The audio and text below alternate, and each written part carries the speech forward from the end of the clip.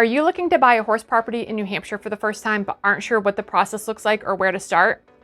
There's usually a lot more that goes into buying an equestrian property than buying a single-family home, so watch this short video for 5 tips on what to do so you don't wind up stressed out, in over your head, and unhappy with the experience. Watch until the end for a bonus tip you won't want to forget once you've found a property you love. First, establish a budget you're comfortable with. Get pre-approved with a reputable lender to determine what you qualify for, then set a budget you're confident about and stick with it.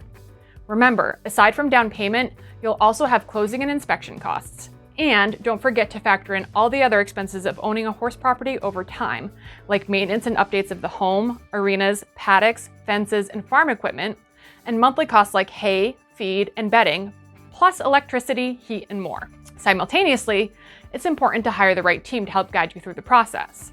You'll want to make sure you find a realtor that knows horses because they'll understand your needs much better than someone who's not familiar with horses and farms.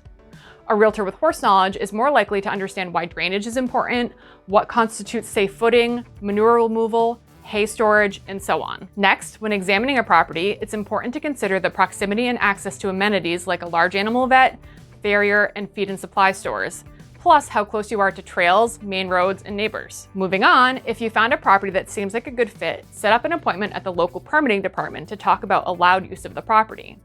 If it already has a barn and arena, make sure they're permitted and look into zoning laws and area regulations regarding tearing down structures, new buildings, waste removal, the number of horses allowed on the property, and more. Additionally, you'll want to check for easements, particularly if you plan on expanding or are looking at vacant land.